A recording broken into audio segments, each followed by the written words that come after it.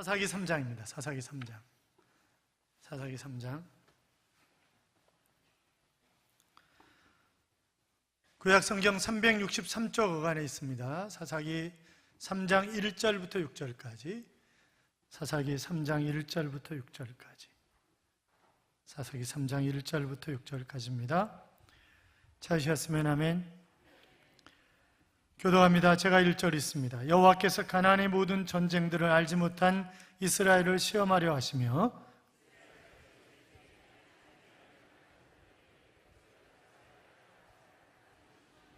블레셋의 5 군주들과 모든 가나안 족속과 시돈 족속과 바알 헤르몬 산에서부터 하맛 입구까지 레바논 선에 거주하는 히위 족속이라.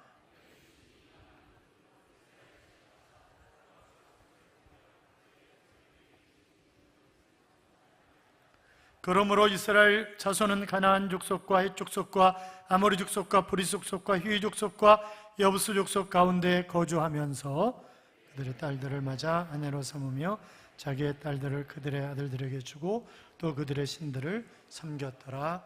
아멘. 같이 인사하시죠. 주의 이름으로 잘 될 것입니다. 더 잘 될 것입니다. 끝없이 잘 될 것입니다. 아멘. 예배에 참석하신 사랑하는 성도 여러분, 하나님이 틀림없이 이번 주간에 여러분에게 좋은 일들을 주시고 잘 되는 한 주간의 삶이 될 줄로 믿습니다. 2010년에 영국에 한파가 몰아닥쳤을 때 한 호텔에서 이런 서비스를 했습니다. 호텔에 묵는 분이 원하시면 먼저 침대에 들어가서 침대를 데펴놓는 거예요. 20도 온도 정도 되도록. 그래서 굉장히 큰 호응을 얻었던 때가 있었습니다. 그런데 러시아에서 본격적으로 작년부터 그 사업을 하시는 분이 계세요. 그래서 그 원하는 고객들에게 그것은 호텔뿐만이 아니라 집에도 찾아가서 먼저 1시간 전에 들어가서 이 침대를 따뜻하게 해놓는 거예요. 1시간에 우리나라 돈으로 9만 원이랍니다. 굉장히 비싸요. 한 달에 192만 원입니다. 그런데 신청하는 사람이 상당히 많다라고 하는 거죠. 사람의 용기가 그만큼 가치 있다고 하는 그런 뜻 아니겠습니까? 우리는 다른 사람에게 따뜻한 마음을 가지고 대하는 그런 삶을 사는 것이 정말 필요하다 하는 그런 생각을 하는데, 옆에 사람 쳐다보고 다시 한번 인사하겠습니다. 정말 따뜻하신 분 같아요. 같이.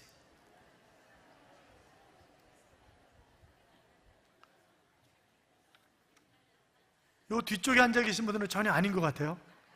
다시 제가 보니까 정말 따뜻하신 분 같아요. 같이 다시 한번 인사하겠습니다.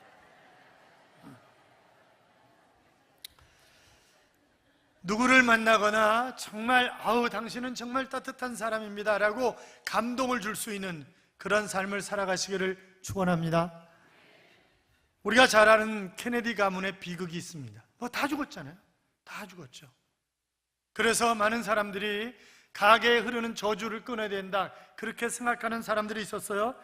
특별히 메릴린 하키라고 하는 분을 위해서 이분은 그 가게에 흐르는 저주를 끊어야 산다라고 하는 책을 써서 세계적으로 베스트셀러가 되게 만들었던 그런 분인데, 그 조상의 죄가 후손들에게 영향을 끼친다는 거죠. 그래서 1997년, 98년에 그 빛과 소금이라고 하는 기독교 잡지에서 그것을 가지고 논쟁을 벌였던 때가 있습니다. 그때 이제 많은 분들이 그게 말이 되냐, 로마서 8장에 보면 예수 그리스도 안에서 사망의 법에서, 죄와 사망의 법에서 너희가 해방되었다고 그러는데 무슨 죄가 우리에게 대물림이 되냐, 이건 말도 안 된다 라고 이야기하는 분들이 있었는가 하면, 창세기 8장 21절 하반절에 보시면 사람의 마음에 계획하는 바가 다 악함이라 그랬고, 로마서 5장에 보면 바로 죄 때문에 사망이 들어왔고, 그래서 이 한 사람을 말미암아 죄가 들어왔는데 그 죄가 뒤를 이어서 계속, 그래서 사망이 이 땅에 온 것이다, 이런 말씀을 가지고 봐라, 이 저주는 대물림 되는 것이다, 그렇게 이야기하는 사람들이 있었던 것입니다. 20년이 지난 지금도 논쟁이 끝나지 않았어요. 여러분 어떻게 생각하세요? 그렇잖아요. 그 죄가, 조상들의 죄가 후손들에게 영향을 끼친다라고 생각을 하시는 것입니까? 아니면 전혀 상관없다고 생각을 하세요? 예수를 잘 믿으면 그것은 전혀 상관이 없는 것입니다. 그렇잖아요. 그러니까 우리가 모든 잘못을 조상들에게 뒤집어 씌운다는 것도 말이 안 되고, 또 그 전혀 영향력이 없다, 그렇게 생각할 수도 없는 것은 왜냐하면 바로 역사는 되풀이되기 때문에 그렇게 결론을 내릴 수 있을 것 같습니다. 미국의 사회학자인 잉그 하트가 이런 얘기를 했어요. 전 세계에서 세대별 간격이 제일 넓은 나라가 어디일까요? 대한민국이 아니면 제가 왜 이야기를 하겠어요? 세대 간의 간격이 제일 넓은 나라가 대한민국이다. 그래서 부모와 자식 간의 간격, 그리고 스승과 제자의 간격, 선배와 후배와의 간격이 제일 넓은 나라가 바로 우리나라라는 거예요. 옛날에 세대 갈등, 세대 대립, 세대 분열, 세대 전쟁, 세대 혁명, 이런 단어들을 많이 썼잖아요. 그만큼 세대 간의 갈등이 심한 나라가 바로 우리나라라고 하는 것입니다. 그러면 이것이 누구의 책임이냐 이거죠. 이것은 교회의 책임이다, 그렇게 얘기할 수 있습니다. 왜냐하면 여러분, 대한민국의 기독교 인구가 5분의 1입니다. 역대 대통령들 가운데 장로님들이 많았습니다. 아니, 어떤 때는요 장관의 반이 장로님들이었습니다. 지금도 역시 마찬가지예요. 어떻게 보면 기독교 문화가 이끌어가는 사회가 바로 대한민국이다라고 하는 사실에 관해서 누구도 부정할 수가 없습니다. 그래서 교회를 때려 부셔야 그래야 한국이 살 수 있다, 이런 이상한 논리를 펴는 그런 사람들이 있다고 하는 사실도 우리는 부정할 수 없습니다. 그렇잖아요? 그래서 그런 상황 가운데 나라가 4분 오열되면서 세대 간의 날카로운 대립을 하고 있는데 이것을 잘 묶어줘야 할 책임이 우리에게 있다고 하는 사실을 다시 한번 기억하면서 사사기야말로 그런 부분에 관해서 우리에게 좋은 그런 교훈을 주고 있는 성경이다, 그렇게 얘기할 수 있습니다. 여호수아가 죽은 후에 약 300여 년 동안 정말 힘든 세월을 보냈던 그런 때, 그래서 하나님이 정말 필요한 때마다, 여러분, 이스라엘 백성들이 범죄합니다. 그러면 하나님이 이방 족속을 들어서 이스라엘 백성을 치시는 거예요. 그러면 실컷 얻어 터지다가 아이고 하나님 잘못했습니다, 그리고 회개하면 하나님께서 한 재판관을 세우십니다. 그게 누구예요? 사사입니다. 그래서 사사들로 하여금 민족의 지도자가 되어서 민족을 회복시키는 그런 일을 한다고요. 그래서 범죄, 징계, 회개, 회복, 이것이 계속 반복되는 그런 시대이기 때문에 우리는 사사시대를 일명 사이클 시대다, 그렇게 이야기를 하고 있는 것입니다. 그런데 이 사사시대에 두 세대가 공존하고 있었습니다. 하나는 전쟁을 아는 세대고 하나는 전쟁을 모르는 그런 세대였습니다. 전쟁을 아는 세대를 기성세대다, 오프라인이다, 이렇게 얘기를 합니다만, 이들은 적어도 40년 이상 광야에서 훈련을 받으면서 전쟁과 또 가나안이라고 하는 그런 아브라함에게 하나님이 허락하신 나라를 세우기 위해서 무던히도 애를 썼던 그런 사람들이 전쟁을 아는 그런 세대였습니다. 그들은 하나님의 음성을 들었습니다. 그들은 하나님의 기적을 보았습니다. 놀라운 그런 역사들을, 그래서 하나님을 친히 경험하면서 살았던 세대가 바로 전쟁을 아는 그런 세대였다고 한다면, 전쟁을 모르는 세대는 부모에게 막연히 이야기를 들은 그런 세대입니다. 그들은 만나를 먹어본 적이 없었습니다. 그들은 반석에서 물이 나는 것을 경험한 적이 없습니다. 하나님의 기적을 체험한 적이 없습니다. 그러니까 막연히 내 부모를 통해서 들려졌던 그것을 그냥 대충 알고 있는 세대가 전쟁을 모르는 세대다, 그렇게 이야기할 수 있는데, 여러분 생각해 보세요. 우리 민족도 마찬가지죠. 60대 중반 이후에 그런 세대들은 대충 전쟁을 기억하는 그런 세대이지만, 그러나 50대 이하 세대는 전쟁이라고 하는 것에 관해서 생각조차 별로 안 하는 세대가 바로 젊은 세대가 아닌가 하는 그런 생각을 하게 됩니다. 손에 칼을 들고 늘 전쟁에 앞장섰던 그런 세대, 그들은 그 가나안 정복 전쟁을 할 때 20, 30대, 40대 그들이었습니다. 정말 힘겹게 가나안 정복 전쟁을 수행하면서 수년 동안 전쟁의 긴장을 놓지 않고 살았던 그런 세대였습니다. 어느 정도 땅을 평정했을 때 그들은 나라의 기초를 세우기 시작했고, 아침부터 저녁까지 끊임없이 일에만 몰두했던 그런 세대였습니다. 나라가 어느 정도 안정되어 갔을 때 그들은 그들의 후손들에게 안정된 나라, 풍요로운 나라, 그 나라를 우리 후손들에게 물려주고 싶다, 이것이 그들의 꿈 아니었겠습니까? 그러므로 전쟁을 아는 세대는 한마디로 일과 전쟁만 치루었던 그런 세대였다, 그렇게 볼 수 있는데, 독특한 그들의 경험과 배경 때문에 그들은 정치관에 있어서 보수주의를 택했던 그런 사람들입니다. 아니, 자연적으로 보수주의가 되었던 그런 사람들이죠. 변화나 개혁을 받아들이기 힘든 그런 사람들이었습니다. 그들의 종교가는 유일신 사상이었고 그들의 문화는 폐쇄주의였습니다. 선민의 문화 이외에 다른 문화가 들어오는 것을 결단코 용납하지 않았던 세대가 바로 전쟁을 아는 그런 세대입니다. 우리나라의 60대 이상의 세대와 비슷한 점이 많다고 하는 것을 우리가 인정할 수밖에 없습니다만, 자, 가나안에 정착하면서 이제 새로운 세대가 태어납니다. 그들을 걸어서 전쟁을 모르는 세대다. 오늘 본문은 그렇게 명명하고 있습니다만, 자, 40-50년이 지나자 이 전쟁을 모르는 세대가 오피니언 그룹이 됩니다. 주도 세력이 되는 거죠. 그들은 광야에 살벌한 그런 경험을 하지 않은 그런 사람들입니다.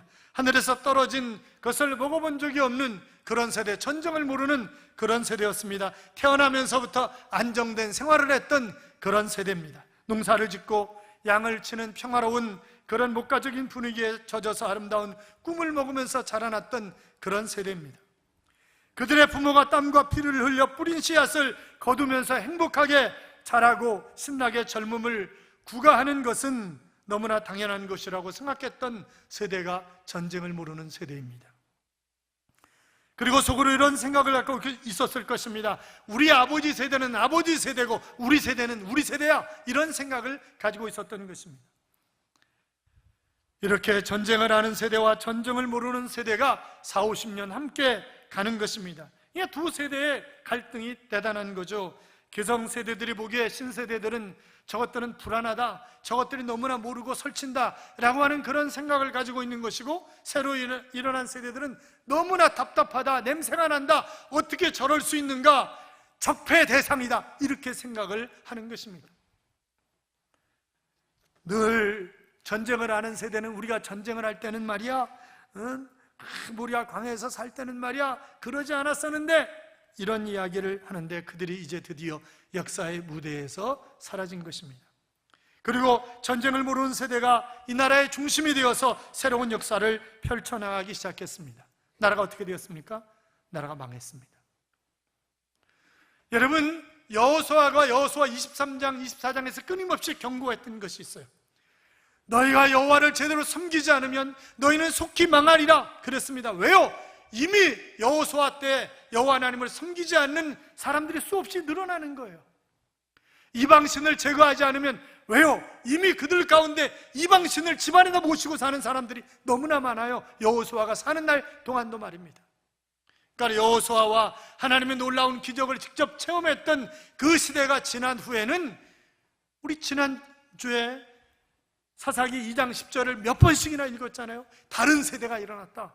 이 단절된 그런 다른 세대가 일어나서 하나님을 섬기지 않는 것입니다. 사랑하는 여러분, 그러나 기성세대라고 해서 무조건 배척하는 것이 아니라, 또 신세대라고 해서 우리가 무조건 비판해서는 결단코 안 될 것입니다. 기성세대는 기성세대 나름대로 우리에게 주는 그런 교훈들이 있는 것입니다. 여러분 보세요. 기성세대들이 이제 평안하고 나라의 안정을 찾아왔을 때 10년, 20년 흘러가면서 그들의 유일신 신앙이 변질되어 가는 것입니다. 남겨두었던 사람들 있잖아요. 가나안에 남겨두었던 사람들, 그들과 함께 어울려져 가는 거예요. 그들이 섬겼던 우상도 같이 하나님과 더불어 같이 섬기는 것입니다. 뭐 좋은 게 좋은 거잖아, 이런 생각을 가지고 살아가는 거죠. 우리가 살고 있는 시대는 어떻습니까? 전쟁을 하는 기성세대는 참혹한 전쟁을 치른 그런 세대이고, 다시는 이 땅에 전쟁이 일어나서는 안 된다고 생각하는 그런 세대입니다. 그런데 힘들고 어려운 젊은 세대 가운데는 이렇게 얘기하는 사람들이 있어요. 한번 확 붙어가지고 누가 망하든지 한판 해보지 뭐, 그렇게 생각하는 사람들이 적지 않다고 하는 사실입니다. 사랑하는 여러분, 저희가 잘할 때는요, 잘 살아보세, 잘 살아보세 이러면서 이 노래 얼마나 귀가 따갑도록 들으면서 살아왔어요. 그렇잖아요. 언젠가 말씀을 드렸습니다만, 5.16 혁명을 이끈 박정희 장군이 정권을 잡았을 때 미국은 우리에게 주던 원조를 주지 않았습니다. 그래서 급히 비행기를 타고 미국으로 날아가서, 그 당시에 미국의 대통령이 존 F 케네디였는데 만나자고 애걸복걸을 하지만 만나주질 않는 것입니다.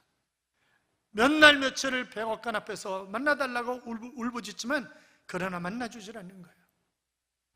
조국으로 돌아오는 비행기 안에서 내가 어떻게 해서든지 우리나라를 살려야 되겠다라고 하는 다짐을 눈물을 흘리면서 하고 또 합니다. 그리고 서독에다 원조를 통해서 1억 4천만 마르크의 원조를 받게 됩니다.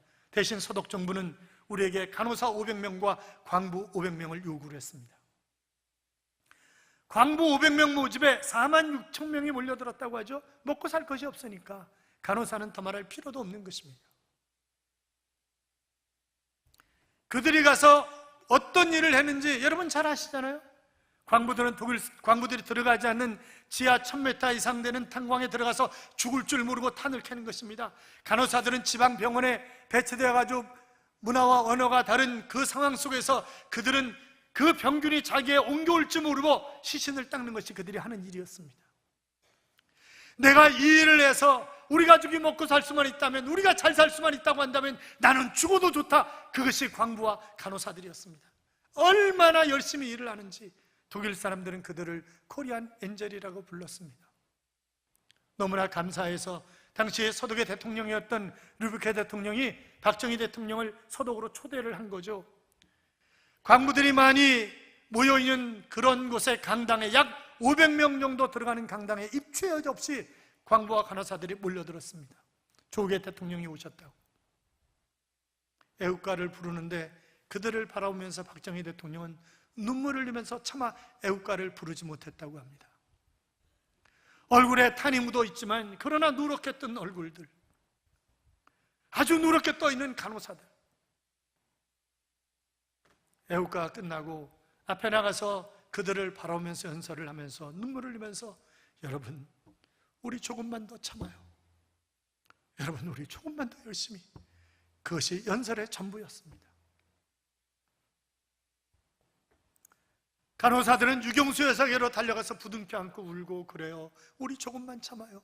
우리 조금만 더 열심히 해요. 광부들이 르브케 대통령에게 큰절을 하면서 우리나라를 도와주세요. 우리 대통령을 도와주세요. 죽으라면 죽을게요. 호텔로 돌아오는 차 안에서 계속 눈물을 흘리는 박정희 대통령에게 르브케 대통령이 손수건을 꺼내주면서 각하 울지 마세요. 저희가 도와드릴게요. 걱정하지 마세요. 그때부터 경제개발 5개년 계획이 시작되었고 그 당시에 유엔에 등록되어 있던 120개 국가 중에서 제일 가난한 나라가 인도였고 두 번째 가난한 나라가 대한민국이었습니다. 국민소득 76불. 우리는 그때 돌아와서 머리를 잘라가지고 가발을 만들어서 팔았고 플라스틱으로 인형을 만들고 곰인형을 만들고 꽃을 만들고 이러면서 갖다 파는 것입니다. 그리고 쥐잡기 운동을 통해서 쥐를 잡아가지고 껍데기를 전부 벗겨서 붙여서 눌러가지고 이것이 코리안 밍크라고 팔았고 서독은 그것을 사주었습니다. 1995년 1억 달러를 수출했을 때 전 세계가 이것은 한각의 기적이다, 어떻게 저 거지들이 1억 달러를 수출할 수 있는가 라고 하는 것이 눈물 젖은 대한민국의 역사입니다. 젊은이 여러분, 우리는 그들을 기억해야만 합니다. 베트남에 가서 전쟁을 하면서 피를 흘렸던 그 세대가 없었던들 우리의 경제는 이렇게 일어설 수가 없었던 것입니다. 동두천 평택 할 것 없이 양공주로 살면서 미국에 가서 그들이 끊임없이 보내준 돈들, 여러분, 베트남 전쟁, 저 독일 광부 간호사, 이 양공주, 이들이 없는 대한민국은 있을 수가 없는 것입니다. 그들이 언제 취미생활을 했습니까? 언제 세계를 호흡할 수 있는 기회를 그들이 가졌었습니까? 일만 하면서 살아온 그런 세대입니다. 그러나 이 세대도 20, 30년이 지나가면서 이제 여유가 생기고 사는 재미를 맛보면서 서서히 변질되어 간 것입니다. 신앙이 삶을 지배하는 유일한 원칙이 되지 못했고, 전쟁할 때에는 신앙이 유일한 원칙이었었지만, 그러나 가난할 때에는 오직 하나님만 알았었지만 등 따스고 배부르니까 하나님에게서 점점 멀어져 갑니다. 하나님만이 아니라 하나님 도가 된 것입니다. 이제는 자가용 타고 다니면서 큰 집을 짓고 편한 아파트에 여유 있게 살면서 여가를 즐기고 재산을 축적하면서 하나님이 점점 멀어져 갑니다. 그래서 신앙만이 오직 나의 삶을 유지한다고 하는 그런 원칙이 흔들리기 시작하는 거죠. 그리고 자녀들에게 제대로 신앙교육을 시키지 않는 것입니다. 자, 신앙과 생활이 일치하지 않는 부모들을 바라보는 자녀들은 바로 부모야말로 이중인격자라고 생각을 하는 거예요. 그래서 부모가 다니는 교회를 결혼하면 다니지 않습니다. 여러분, 오래전에 유니세프에서 조사한 그런 통계가 기억이 나시나요? 아시아 17개국 젊은이들에게 물어봤습니다. 그대들은 부모와 어른을 존경하는가? 라고 물어봤을 때 우리나라는 17%의 청소년들만이 존경한다고 그렇게 대답을 했습니다. 아시아 모든 국가, 우리나라를 포함한 17개국이 72%가 어른들을 존경하고 공경한다고 그렇게 얘기를 하는데 우리나라는 17%만이, 지금은 10%도 안 될 거예요.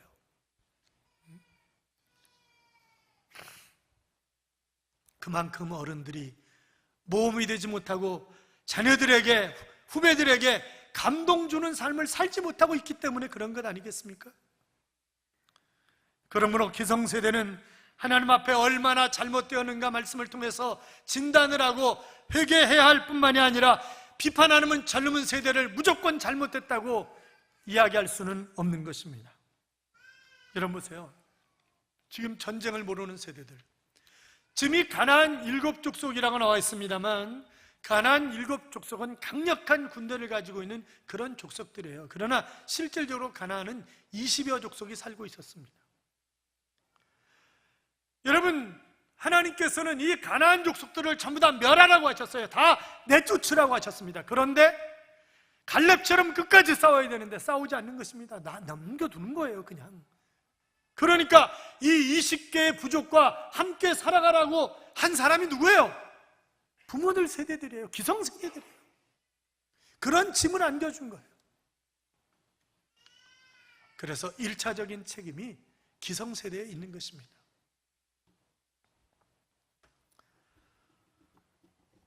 언젠가 명설교가인 스폴전 목사님에게 젊은이 둘이 찾아왔다고 하죠.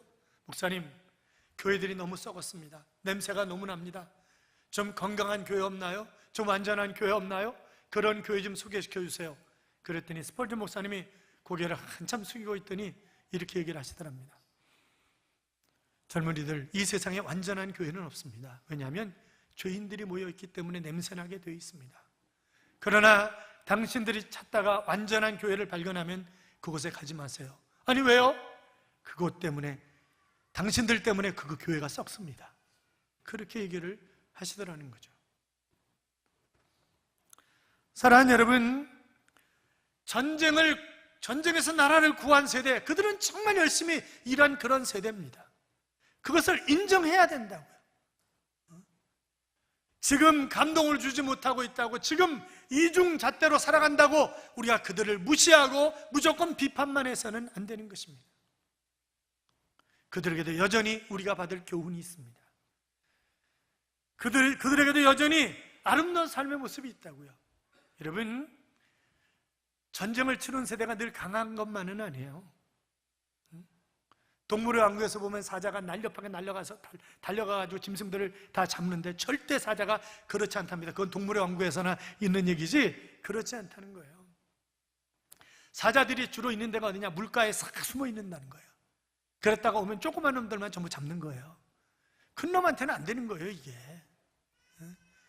괜히 기린 건드렸다가 기린 발에 채워가지고 죽는 사자가 없나? 큰 놈들하고 못 싸운다는 거예요, 제대로. 큰 놈을 잡는 건 5%도 안 된다는 거죠. 그러니까 누구때한테 밟혀 죽는 사자가 너무 많다는 거예요. 제일 많이 사자가 왜 죽냐? 굶어 죽는다는 거예요. 사냥을 못해가지고 굶어 죽는 사자가 제일 많고요. 먹을 것이 없어가지고 표범이 잡아서 먹다 남은 것 나무에다 걸어놓은 거를 그걸 훔쳐 먹으려고 나무에 올라갔다 떨어져 죽는 사자가 또 그렇게 많다네요. 사랑하는 여러분, 강한 것처럼 보이는 기성세대도 마찬가지입니다.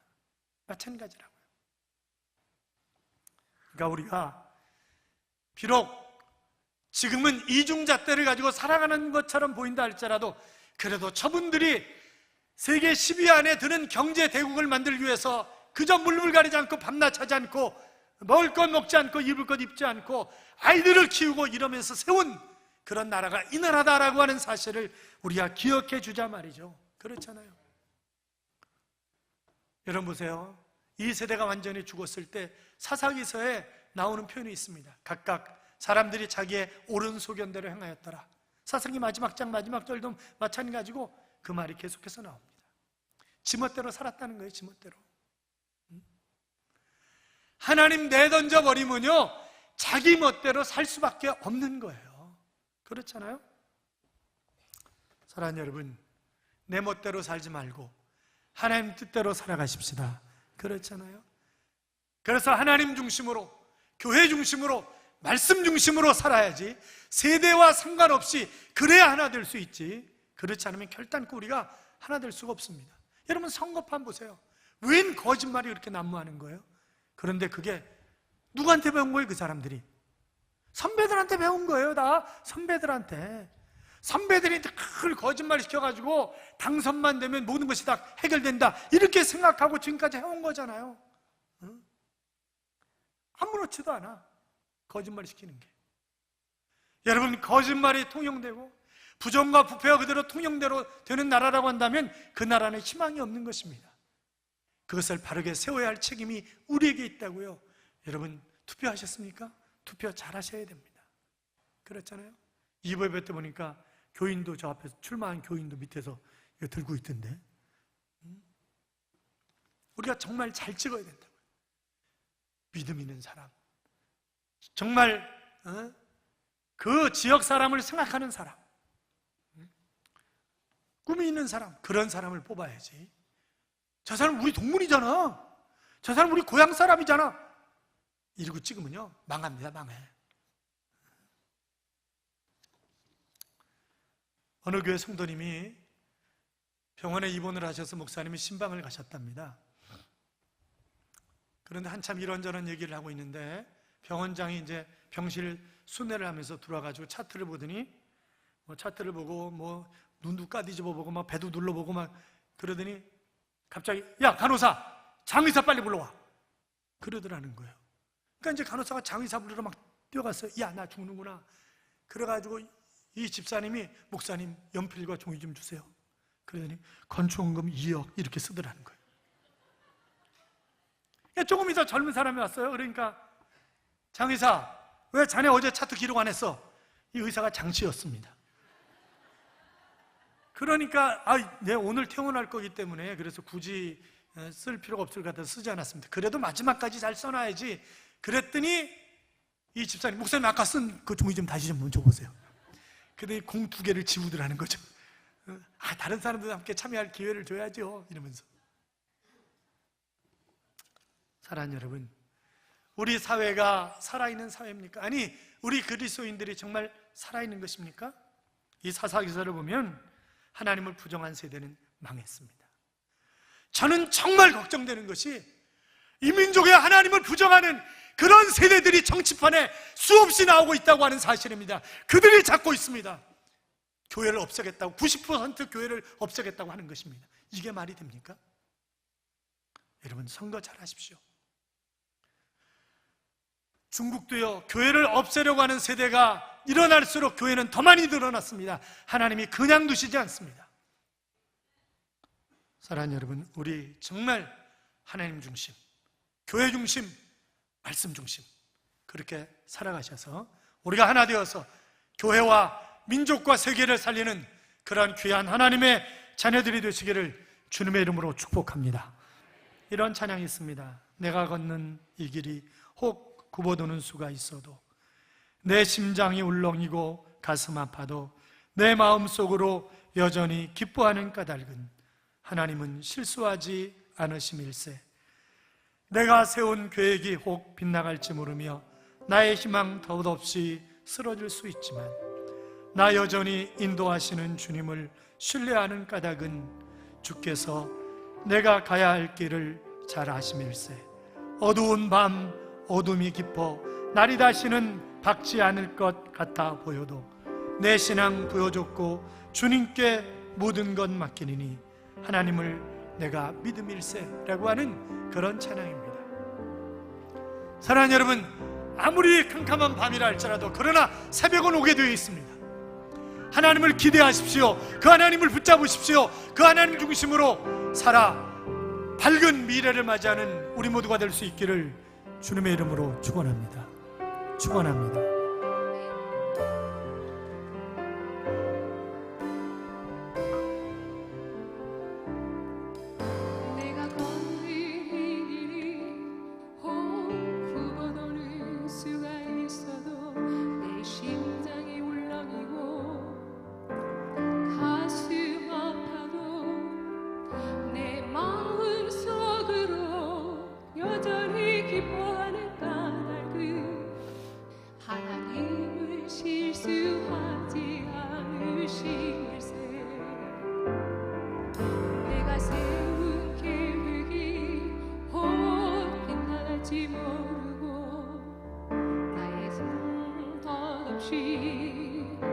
쓰러질 수 있지만 나 여전히 인도하시는 주님을 신뢰하는 까닭은 주께서 내가 가야 할 길을 잘 아실세. 어두운 밤 어둠이 깊어 달이 다시는 알지 않을 것 같아 보여도 네 신앙 부여잡고 주님께 모든 것 맡기니 하나님을 내가 믿음일세. 지금은 내가 볼 수 없는 건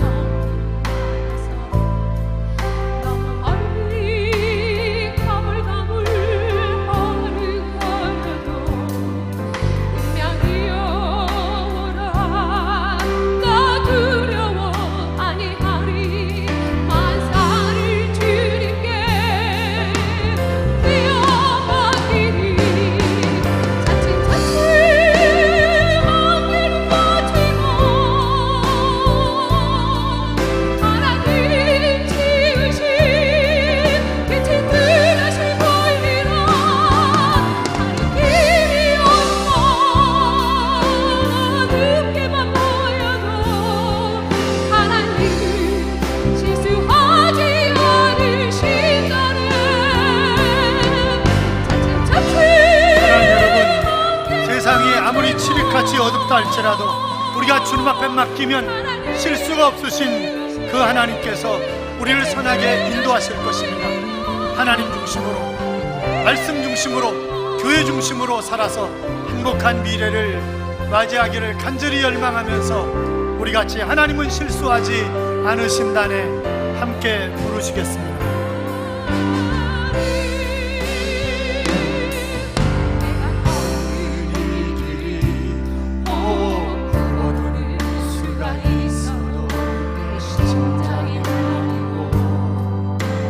가슴 아파도 내 마음 속으로 여전히 기뻐하는 하나님은 실수하지 않으시겠어. 내가 세운 계획이 끝나지 못하고 나의 희망 덧없이 쓰러질 수 있지만 여전히 인도하시니 주님을 신뢰하는 까닭은 주께서 내가 가야 할 길을 잘 아시겠어. 어느 밤 어둠이 깊어 달이 다시 밝지 않을 것 같아 보여도 네 신앙 부여잡고 주님께 모든 것 맡기니 하나님을 내가 믿음일세. 지금 내가 볼 수 없는 건 너무 많아서 너무 멀리 가물가물 어른거려도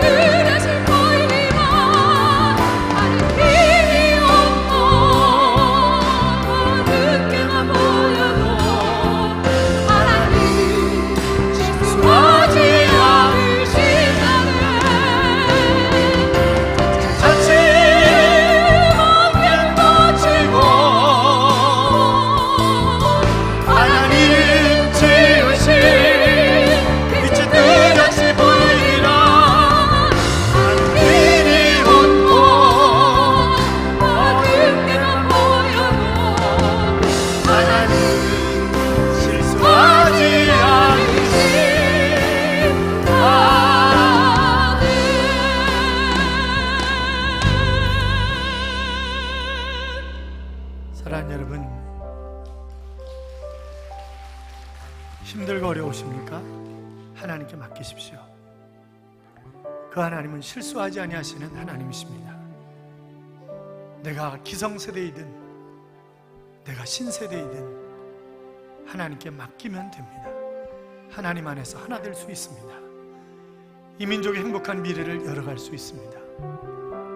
우리 온전히 하나님 앞에 맡기고 하나님 중심, 말씀 중심, 교회 중심으로 살아서 행복한 미래를 함께 열어갈 수 있도록 우리 같이 기도합니다. 살아계신 하나님의